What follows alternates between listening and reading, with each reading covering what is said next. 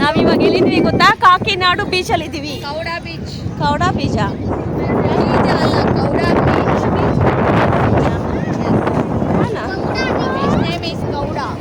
ಹೌದಾ, ನಿಂಗೆ ಗೊತ್ತಾ? ಕಾಕಿನಾಡ ಬೀಚ್ ಸಡನ್ನಾಗಿ ಪ್ಲಾನ್ ಮಾಡ್ಕೊಂಡಿದ್ದು, ಸಡನ್ನಾಗಿ ಬಂದಿರೋ ಅಂಥದ್ದು. ಎಲ್ಲ ಬರ್ತಾ ಇದ್ದಾರೆ.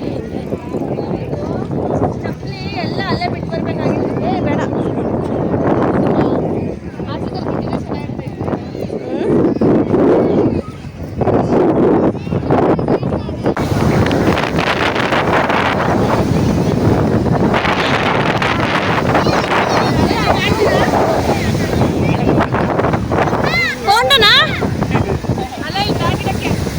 ಅಣ್ಣ ಕೊಂಡ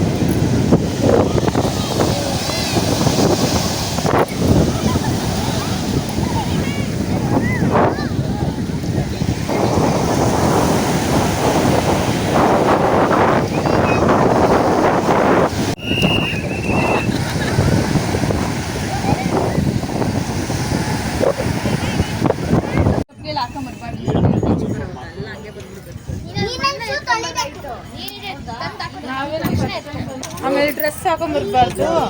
ಅರ್ಧ ಸ್ಲೀವ್ ಹಾಕೊಂಡ್ ಬಂದ್ರಿ, ಶಾರ್ಟ್ ಆಗಿ ಟಾಪ್ ಹಾಕೊಂಡ್ ಬಂದ್ರಿ, ಕೆಳಗಡೆ ಏನು ಅಡ್ರೆಸ್ ಎತ್ಕೊಂಬರೇನಿ.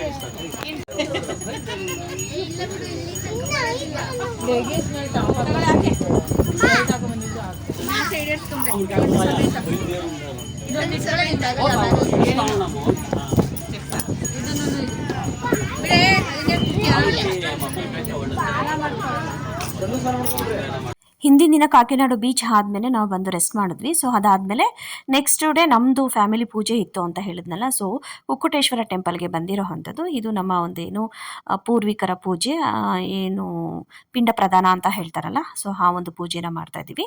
ಟೋಟಲ್ 4 ಟಿಕೆಟನ್ನು ತೊಗೊಂಡಿರೋ ಅಂಥದ್ದು. ಅಂದರೆ 4 ಜನನ ಕುಂಡಿಸಿ ಪೂಜೆಯನ್ನು ಮಾಡ್ತಿರೋ ಅಂಥದ್ದು. ಅಂದರೆ 4 ಫ್ಯಾಮಿಲಿಗಳು. ಸೊ ಇಲ್ಲಿ ವಿಜಯ್ ಅವ್ರ ಫ್ಯಾಮಿಲಿ ಕೂಡ ಇದೆ, ಹಾಗೆ ನಮ್ಮ ಫ್ಯಾಮಿಲಿ 3 ಫ್ಯಾಮಿಲಿದು ಕೂಡ ಇದೆ. ಸೊ ಕುಕ್ಕಟೇಶ್ವರ ಟೆಂಪಲಲ್ಲಿ ಈಗ ಆ ಪೂಜೆಯನ್ನು ಮಾಡ್ತಾ ಇದ್ದೀವಿ. Hi, welcome back to my YouTube channel. ನಾವಿವಾಗ ಪಿಂಡ ಪ್ರದಾನ ಮಾಡೋಕ್ಕೆ ಬಂದಿದ್ದೀವಿ. ಎಲ್ಲಿಂದರೆ ಕುಕ್ಕಟೇಶ್ವರ ಟೆಂಪಲ್ಗೆ, ಪೀಠಾಪುರಮಲ್ಲಿ. ಟಿಕೆಟನ್ನು ತೊಗೊಂಡಿದ್ದೀನಿ ನೋಡಿ, 2 ಟಿಕೆಟು 100 ರುಪೀಸ್ ಇದೆ. ಸೊ ಇವಾಗ ಮಾಡೋಕ್ಕೆ ಒಂದು ಏನು ಮಾಡೋದಕ್ಕೆ ಪೂಜಾರಿಗಳು ಇರ್ತಾರೆ. ಸೊ ಹೋಗ್ತಾ ಇದ್ದೀನಿ ಅಲ್ಲಿಗೆ. ಈ ರೀತಿ ಇರುತ್ತೆ.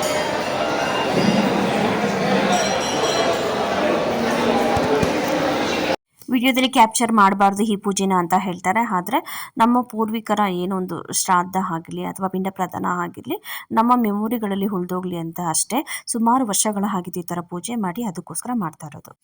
ಮತ್ತು ಈ ಕುಕ್ಕಟೇಶ್ವರ ಏನು ಟೆಂಪಲ್ ಇದೆ, ಇದು ಗಯಾ ಅಂತಲೇ ಅನಿಸ್ಕೊಳ್ಳುತ್ತೆ. ಸೊ ಇಲ್ಲಿ ಏನು ಪಿಂಡ ಪ್ರದಾನ ಮಾಡೋದ್ರಿಂದ ನಮ್ಮ ಏನು ಪೂರ್ವಿಕರಿಗೆ ಮೋಕ್ಷ ಪ್ರದಾನ ಆಗುತ್ತೆ ಅನ್ನೋದು. ಮತ್ತು ದತ್ತಾತ್ರೇಯ ಅವರ ಮೂಲ ಪಾದಿಕೆಗಳು ಇಲ್ಲಿದೆ. ಸೊ ಪಿಂಡ ಪ್ರದಾನ ಮಾಡಾದ್ಮೇಲೆ ಅವ್ರಿಗೆ ಇದನ್ನು ಅರ್ಪಣೆ ಮಾಡ್ತಾರೆ ಅಂತ ಹೇಳ್ತಾರೆ. ಸೊ ಅದನ್ನು ಕೂಡ ನಾವು ನೋಡಿದ್ವಿ. ಇಂಥ ಒಂದು ಪೂಜೆಗೆ ನಾವು ಅಲ್ಲಿಂದ ಇಲ್ಲಿಗೆ ಬರೋ ಅಂಥದ್ದು, ಇದೇ ದಿನ ಶ್ರೇಷ್ಠ ಅಂತ ಅಂದ್ಕೊಂಡು ಬಂದಿರೋ ಅಂಥದ್ದು. ರಕ್ಷಾಬಂಧನ ಆಗಿದ್ದು ಹಿಂದಿನ ದಿನನೇ ಈ ಪೂಜೆನ ನಾವು ಇಟ್ಕೊಂಡಿದ್ವಿ.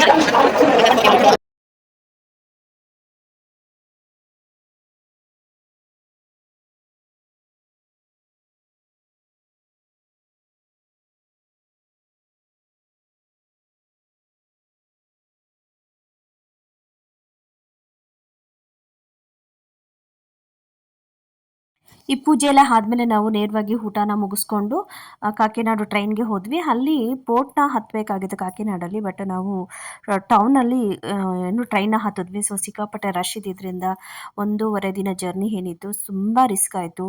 ಮತ್ತು ಊಟದ ಸಮಸ್ಯೆ ಆಯಿತು. ನಾವು ತೊಗೊಂಡೋಗಿದ್ದು ಊಟ ಕೂಡ ಹಾಳಾಗಿತ್ತು. ಸೊ ಅದಾದಮೇಲೆ ಫೈನಲಿ ನಾವು ಬೆಂಗಳೂರನ್ನ ರೀಚ್ ಆದ್ವಿ. ಬೆಂಗಳೂರನ್ನ ರೀಚ್ ಆಗಿ ನಮ್ಮ ಮನೆಗಳಿಗೆ ನಾವು ಬಂದ್ವಿ. ಸೊ ಇದೊಂದು ಒಳ್ಳೆ ಎಕ್ಸ್ಪೀರಿಯೆನ್ಸ್ ಅಂತಲೇ ಹೇಳ್ಬೋದು.